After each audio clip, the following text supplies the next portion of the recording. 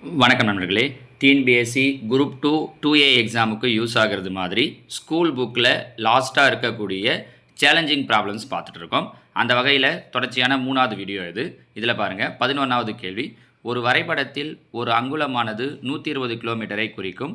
நகரம் ஏவானது பி மற்றும் சி ஆகிய நகரங்களுக்கு இடையே அமைந்துள்ளது. மேலும் நகரம் ஏயிலிருந்து பி மற்றும் சி ஆகிய இரு நகரங்கள் முறையே 4 1/6 அங்குலம் மற்றும் 3 1/3 அங்குலம் தொலைவில் உள்ளன எனில் அவற்றுக்கிடையே உள்ள உண்மையான தொலைவினை காண்கன்னு கேட்டிருக்காங்க. இப்போ பார்த்தீங்கன்னா 3 நகரங்கள் சொல்லியிருக்காங்க. இது ஏங்கிற நகரம் பிக்கும் சிக்கும் நடுவில் இருக்குது அப்படின்னு சொல்லிட்டாங்க. ஏவிலிருந்து பிக்கும் சிக்கு இருக்கக்கூடிய டிஸ்டன்ஸ் என்னென்ன கொடுத்துருக்காங்கன்னா, ஏவிலிருந்து பிக்கு இருக்கக்கூடிய டிஸ்டன்ஸ் 4 1/6, ஏவிலிருந்து சிக்கு இருக்கக்கூடிய டிஸ்டன்ஸ் 3 1/3.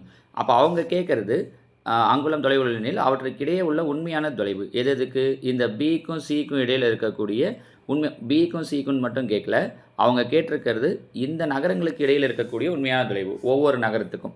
இப்போ பார்த்தீங்கன்னா ஏவுக்கும் பிக்கும் நடுவில் இருக்கக்கூடிய உண்மையான தொலைவுன்னா அவங்க அங்குலம் எவ்வளோ சொல்லியிருக்காங்க? 4 1/6. அப்போ 6 24, 24 1 25. இதுக்கு என்ன கிடைக்குது? 25/6. கரெக்டாக? அப்போது உண்மையான தொலைவு அப்படின்னா ஒரு அங்குலன்றது 120 கிலோமீட்டர். நம்மக்கிட்ட இருக்கிறது 25/6 அங்குலம். அப்போ இன்ட்டு 120. ஸோ 1 6 ஈரார் 12 0. அப்போ 25 இன்ட்டு 20, 25 ரெண்டையும் பெருக்கணும்னா 50. அப்போ 500 கிலோமீட்டர். எதுக்கு நடுவில்? ஏவுக்கும் பிக்கும் நடுவில் இருக்கிற டிஸ்டன்ஸ் 500 கிலோமீட்டர். அதே மாதிரி ஏவுக்கும் சிக்கும் இடையில் இருக்கிறது எவ்வளோ சொல்லியிருக்காங்க அப்படின்னு பார்த்தீங்கன்னா 3 1/3. இந்த கலப்பு பின்னத்தை தகா பின்னமாக மாற்றணும் அப்படின்னா 3 9 9 1 10 10/3 இன்ட்டு ஒரிஜினல் டிஸ்டன்ஸ் எவ்வளோ சொல்லியிருக்காங்கன்னா 120. அப்போ 1 3 3 4 3 12. ஸோ 10 40 பெருக்கணும்னா 400. ஸோ ஏவுக்கும் சிக்கும் நடுவில் இருக்கிற டிஸ்டன்ஸ் எவ்வளோ அப்படின்னு சொல்லி பார்த்தீங்கன்னா 400. அவங்க கொஷின் அவற்றுக்கிடையே உள்ள உண்மையான தொலைவு மட்டும் கேட்டிருக்காங்க. அப்போ அப்படின்னா ஒவ்வொரு நகரத்துக்கு இடையில் இருக்கிறது தான் கண்டுபிடிச்சது தான் பெட்டர். ஸோ ஏவுக்கும் பிக்கும் இடையில் 500, ஏவுக்கும் சிக்கும் இடையில் 400. ஒருவேளை அவங்களுடைய கேள்வி பிக்கும் சிக்கும் நடுவில் எவ்வளோ டிஸ்டன்ஸ் இருக்குன்னு கேட்டிருந்தாங்கன்னா 500 ஒரு 400. ஸோ பிக்கும் சிக்கும் நடுவில் 900 கிலோமீட்டர் டிஸ்டன்ஸ் இருக்கும் அப்படிங்கிறது தான். புரியுதுங்களா? இல்லாட்டி அவங்க எக்ஸாமில் கொஷினில் கேட்குறப்ப 3த்தையும் சேர்த்து கூட கேட்கலாம். இந்த 3 ஆப்ஷனையும் கொடுத்துட்டு 500 400 900 அப்படி கூட கொடுக்கலாம் பாருங்கள். சரிங்களாமா? ஓகே, இதுதான் 11வது கேள்விக்கான விடை. அடுத்ததாக பாருங்கள், கேள்வி எண் 12. பின்வரும் கூற்றுகள் ஒவ்வொன்றையும் ஒரு எடுத்துக்காட்டுடன் சரிபார் அப்படின்னு பின்னாடி கொடுத்துருக்காங்க. நமக்கு என்ன கொடுக்கலாம் அப்படின்னா, இந்த ஸ்டேட்மெண்ட்ஸ் எல்லாம் அப்படியே கொடுத்துட்டு இதில் எதெல்லாம் ட்ரூ எதெல்லாம் ஃபால்ஸ் அப்படின்னு சொல்லி கேட்கலாம். இதில் பார்த்தீங்கன்னா பூஜ்ஜியமற்ற விகிதமுறை எண்களின் தொகுப்பிற்கு வகுத்தலானது அடைவு பண்பை நிறைவு செய்யும் அப்படின்னு கொடுத்துருக்காங்க.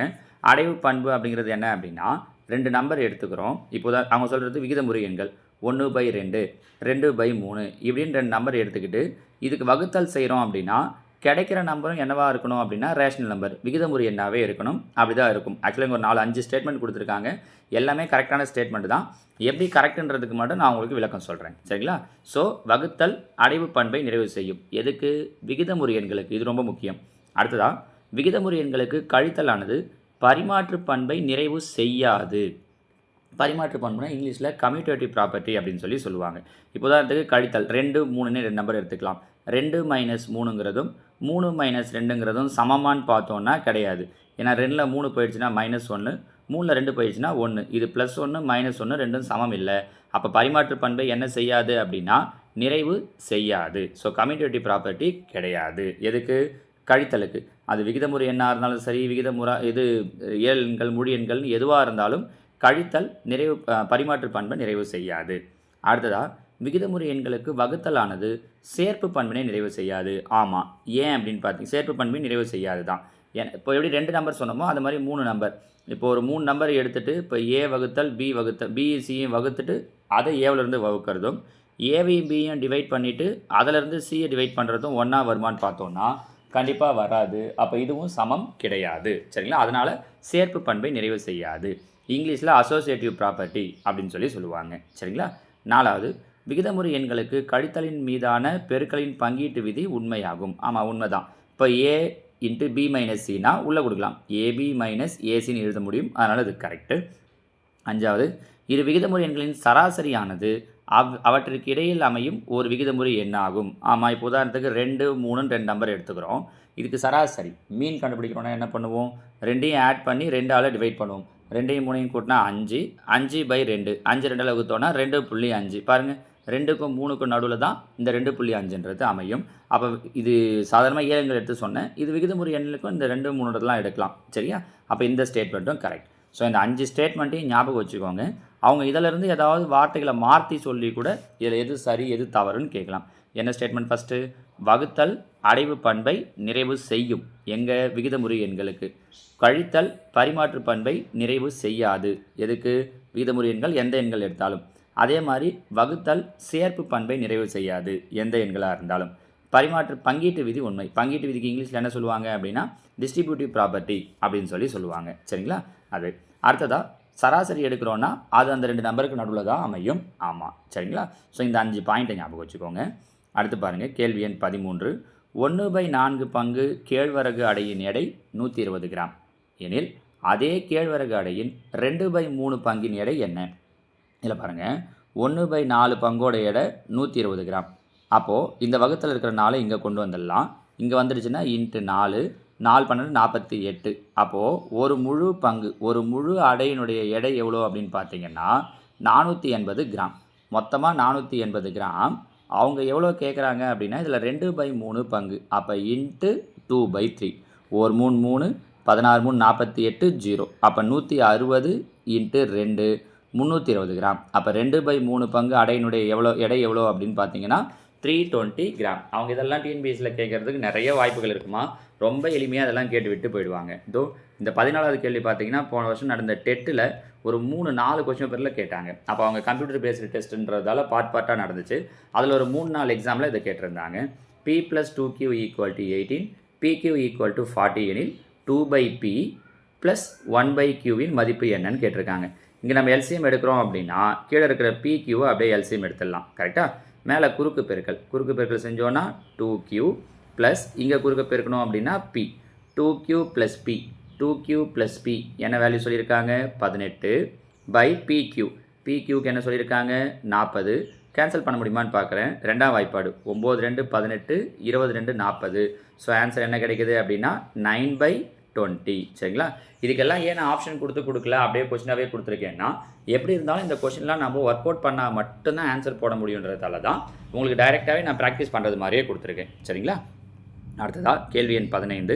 5x/5 இன்ட்டு 3/4 = 21 எனில் எக்ஸை காண்க. இதுக்கு ஆப்ஷன் கொடுத்தாங்கன்னா ஆப்ஷன்லேருந்து போகிறது ஈஸியாக இருக்கும். நான் முதல்ல மெத்தடை சொல்லிடுறேன். சொல்லிவிட்டு அதுக்கப்புறம் ஆப்ஷனை கொடுத்து அதுலேருந்து எப்படி பண்ணுறதுன்றதையும் சொல்கிறேன். இப்போ இங்கே பாருங்கள், 5 20, ஏன்னா இது மிக்சடு ஃப்ராக்ஷன்.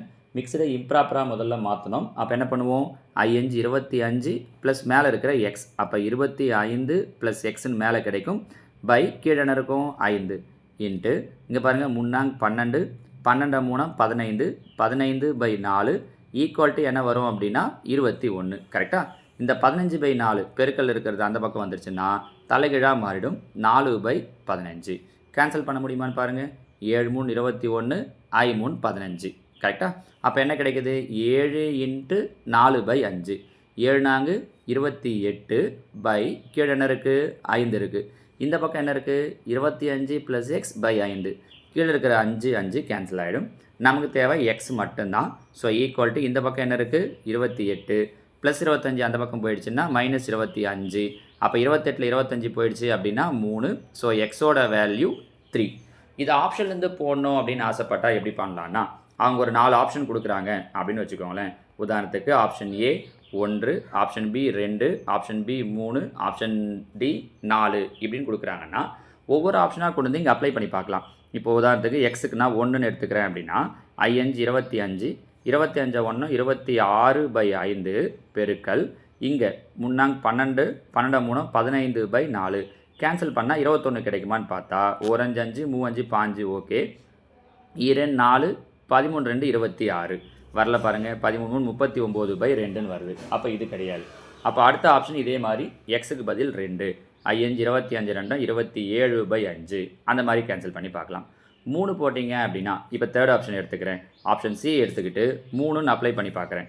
ஐயஞ்சு 25, 25 3 28/5 இன்ட்டு 4 3 12, 12 3 15/4. இப்போ பாருங்கள், ஒரு 5 5, 3 5 15, ஒரு நாள் 4, 7 நாள் 28, 7 3 பேருக்குன்னா 7 3 21. கரெக்டாக நமக்கு ரைட் சைடில் இருக்கிற ஆன்சர் கிடச்சிருச்சு. ஸோ ஆப்ஷன் சி 3 அப்படிங்கிறது தான் இதற்குண்டான விடை. இப்படின்னும் முடிவு பண்ணலாம். சரிங்களா?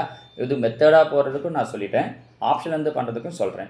ஏன்னா நமக்கு அந்த நேரத்தில் எந்த மாதிரி ஐடியா தோணுதோ அப்படி எப்படி வேணாலும் போடலாம். நமக்கு தேவை சரியான ஆன்சரை சொல்லணும். சரிங்களாம்மா? ஸோ இதோட இந்த புக் பேக்கில் இருக்கிற கொஷனில் 3 வீடியோ முடிஞ்சிருக்கு.